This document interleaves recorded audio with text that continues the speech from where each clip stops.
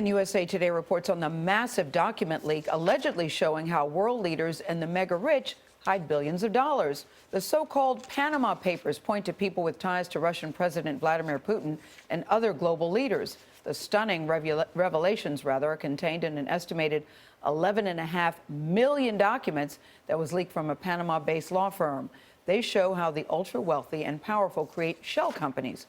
Don Dahler is here with a leak nearly 10 times larger than Edward Snowden's. Don, good morning. Good morning. It's not illegal to have an offshore company, but one purpose of a so-called shell company is that the money put in it can't be traced to its owner. The practice allows people to hold cash and move cash under a corporate name without international law enforcement or tax authorities knowing who it belongs to.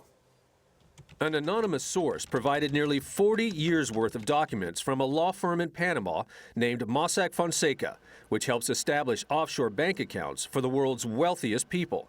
The 2.6 terabytes of data handed over to journalists reportedly contains approximately 11.5 million documents, including nearly 5 million internal emails, providing a window into some 214,000 companies. This really told us something about how the offshore financial system works, and especially about who are the kinds of people who are using it.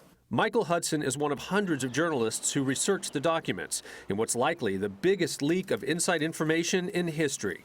The same system that politicians and the mega wealthy and billionaires are using to move money and do transactions is also being used by criminals, Ponzi schemers, drug kingpins, you name it, to hide their corrupt businesses. Among the 12 current or former heads of state named in the investigations, the presidents of Ukraine and Argentina, and the King of Saudi Arabia.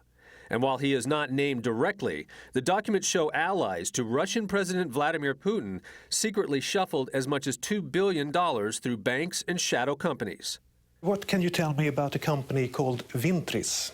The Prime Minister of Iceland, who rose to prominence after the country's financial crisis, walked out of an interview last month when he was questioned about his ownership of a shell company that held nearly $4 million in bonds in the three major Icelandic banks. Secrecy is a product that's bought and sold, and it costs money. The more secrecy you want, the more you pay.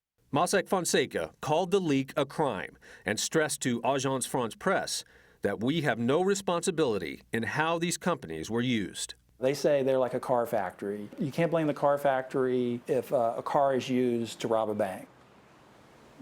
Mossack Fonseca told the Guardian newspaper the parties in many of the circumstances cited are not and have never been their clients. They also said they do not foster or promote unlawful acts.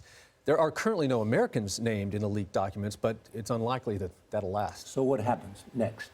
Well, 11.5 million documents takes a long time to go through. That's why there are some names that will be revealed that have not been revealed yet, because there are journalists poring over this documentation even as we speak. Yeah, and how many people are quaking in their boots going, boy, I hope my name doesn't show up on one of those 11 million pages.